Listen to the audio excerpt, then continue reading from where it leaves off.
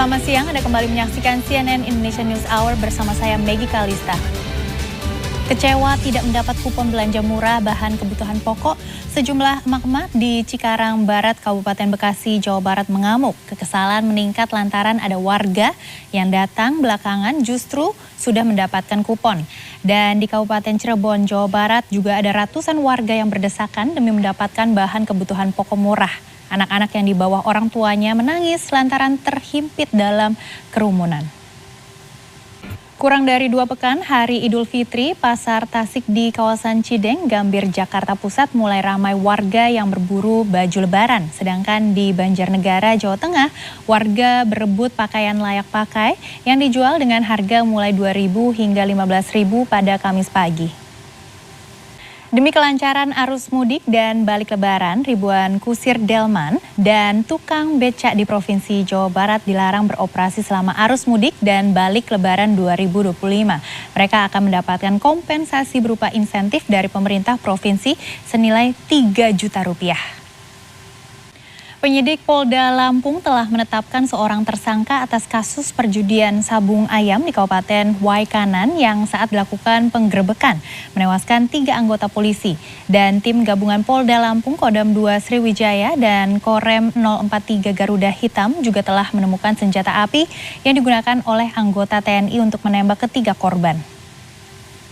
Direktorat Reserse Narkoba Polda Sumatera Selatan mengungkapkan sindikat home industri pembuatan narkoba jenis sintetis cair atau narkoba sinte yang memprihatinkan dari pengakuan tersangka pelanggan mereka adalah mahasiswa dan pelajar.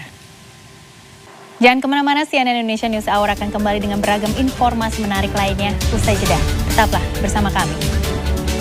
Kapolri Jenderal Polisi Listio Sigit Prabowo memimpin apel gelar pasukan operasi ketupat di Surabaya, Jawa Timur. Selain melaporkan kesiapan kepolisian dalam momen mudik lebaran, Kapolri juga meminta semua pihak berkontribusi menjaga kondusivitas selama momen lebaran.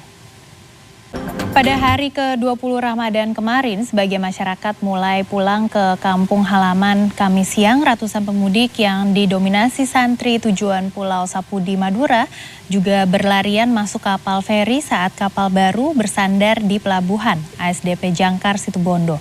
Sementara itu di Jombang, ribuan santri Pondok Pesantren Tebuireng melakukan mudik bersama dengan tujuan kota di Pulau Jawa, Bali, dan Sumatera.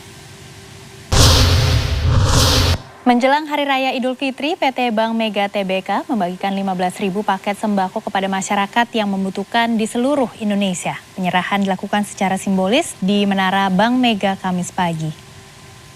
Wakil Gubernur Jakarta Rano Karno mulai berkeliling ke sejumlah tempat bersejarah Kota Jakarta dalam rangka mengenali jejak sejarah 500 tahun Kota Jakarta yang rencananya diperingati pada tahun 2027 mendatang. Kamis 20 Maret, Wagub Jakarta meninjau Pulau Onrus dan Pulau Cipir yang berada di Kepulauan Seribu. Mantan pelatih Timnas Indonesia Shin Tae-yong turut merasakan kekecewaan. Pada momen Ramadan kali ini, mahasiswa Indonesia yang berada di India membagikan takjil kepada tunawisma dan pejalan kaki. 14 mahasiswa Indonesia yang tergabung dalam perhimpunan. Kita beralih ke informasi dari dunia olahraga. Mantan pelatih Timnas Indonesia Shin Tae-yong turut merasakan kekecewaan usai mantan anak-anak asuhnya digilas Timnas Australia. Timnas Indonesia kalah dengan skor 5-1 pada laga lanjutan grup C kualifikasi Piala Dunia 2026 ronde ketiga di Sydney, Australia. Timnas Garuda Indonesia harus menerima kekalahan telak atas Australia pada kualifikasi Piala Dunia 2026 zona Asia. Meskipun kalah dari Australia, peluang Indonesia untuk melaju ke Piala Dunia 2026 masih terbuka, akan tetapi sangat tergantung pada performa mereka di pertandingan selanjutnya. Dan cuplikan wawancara anchor Ayu Rahmawati dengan pengamat sepak bola Muhammad Kusnaini dalam program CNN Indonesia Prime News ini sekaligus menutup CNN Indonesia News Hour hari ini. Saya Maggie Kalista pamit, selamat siang dan sampai jumpa.